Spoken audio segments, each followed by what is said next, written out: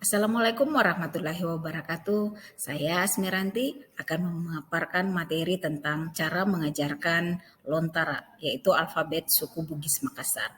Tapi pada pertemuan ini yang akan saya bahas adalah alfabet suku Bugis. Aksara Lontara ini sendiri terdiri atas 23 huruf dasar yang disebut Inak Sura. Inak Sura penyebutannya merupakan suku kata di mana bunyinya seperti ka, ga, nga, ka, pa, ba, mam, pa, dan seterusnya.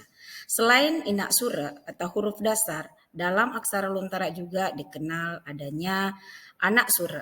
Anak sura adalah tanda di mana dia terdiri atas 5 titik di atas dibaca I, titik di bawah dibaca U, anak sura di depan dibaca E, dan anak sura di belakang dibaca O. Kemudian yang kelima anak sura di atas dibaca E.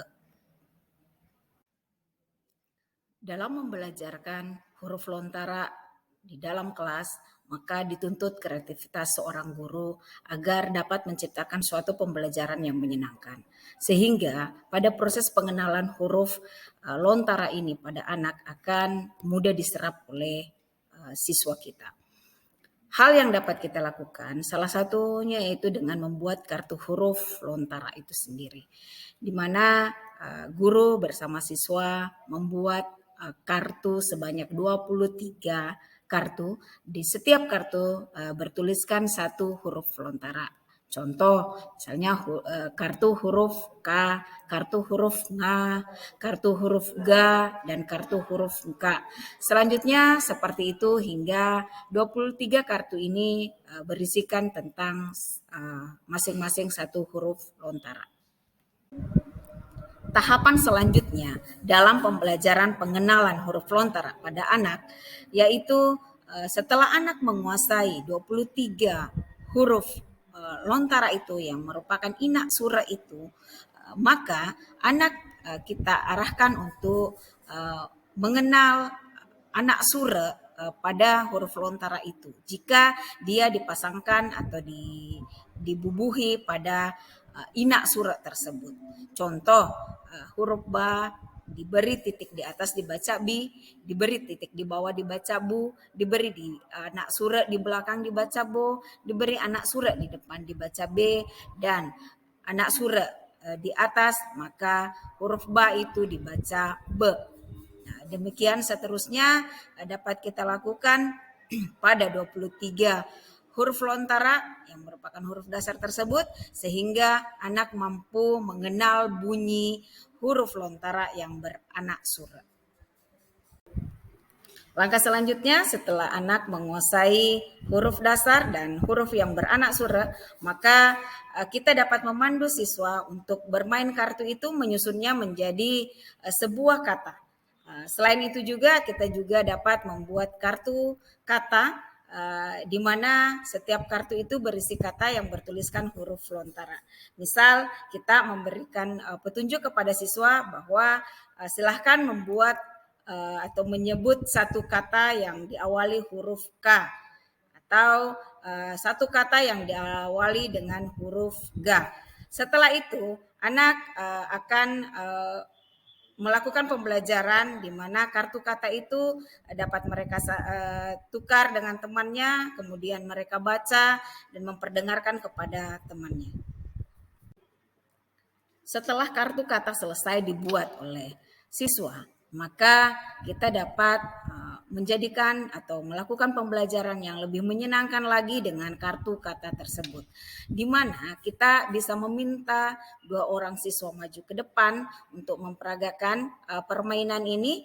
1 orang siswa ditempelkan kartu pada bagian kepalanya, bisa kartu itu kita buatkan lingkaran yang berbentuk mahkota, dipasang pada kepala anak, dapat pula ditempelkan pada topinya, topi anak. Kemudian siswa yang satunya lagi memberikan clue atau memberikan petunjuk kepada temannya agar dapat menebak huruf yang ada di kepalanya ini.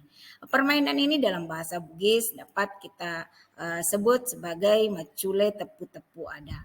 Jadi anak satu orang anak bertugas untuk menebak kata pada kartu kata yang telah ditempel pada topinya. Kemudian satu lagi memberikan clue-nya dalam bahasa Bugis. Contohnya di sini kata yang ditempelkan pada topi anak itu atau kepala anak itu adalah mak guru. Jadi kata itu dalam tulisan lontara ya. Kemudian anak yang satunya memberikan petunjuk. Misalnya gau rijamai rilaleng kelas E.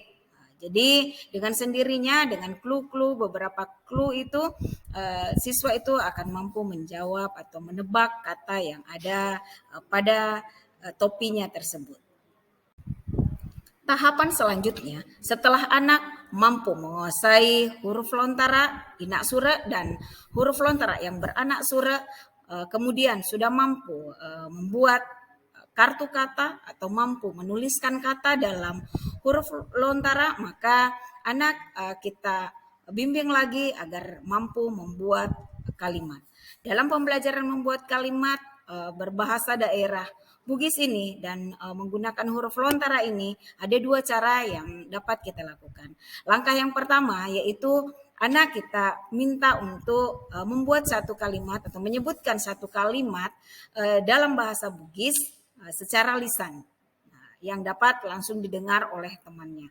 Kemudian langkah selanjutnya yaitu secara tertulis anak bisa atau diminta untuk menuliskan satu kalimat, membuat satu kalimat atau beberapa kalimat di buku tulisnya dalam bahasa daerah Bugis dan menggunakan huruf lontara. Tahapan akhir dalam pembelajaran huruf lontara ini yaitu anak akan mampu membaca wacana yang bertuliskan huruf lontara. Tapi dalam pembelajaran wacana ini, anak membaca wacana ini ada dua langkah yang dapat kita lakukan. Terlebih dahulu kita harus memilah jenis bacaannya. Langkah yang pertama, anak kita bimbing atau kita arahkan, kita ajarkan untuk membaca wacana singkat. Dapat berupa karya sastra yang berbentuk puisi pendek, pantun, dan paragraf singkat yang menggunakan huruf lontara dan berbahasa daerah Bugis. Kemudian langkah selanjutnya setelah anak mampu membaca wacana pendek itu, mampu membaca paragraf yang bertuliskan huruf lontara itu, anak kita bimbing atau kita arahkan untuk membaca wacana yang panjang dapat berupa cerita rakyat, dongeng, dan teks non-fiksi berbahasa daerah Bugis yang menggunakan huruf lontara. Demikian pemaparan saya tentang pembelajaran huruf lontara yang dimulai dari pengenalan huruf dasar, pengenalan huruf yang beranak sura, kemudian dalam bentuk kata, setelah kata dirangkai menjadi sebuah kalimat, setelah menjadi sebuah kalimat, dan anak-anak kita arahkan mampu membaca sebuah wacana yang menggunakan huruf lontara. Demikian pemaparan saya akhiri dengan ucapan terima kasih. Assalamualaikum warahmatullahi wabarakatuh. Salam ki tapada salama.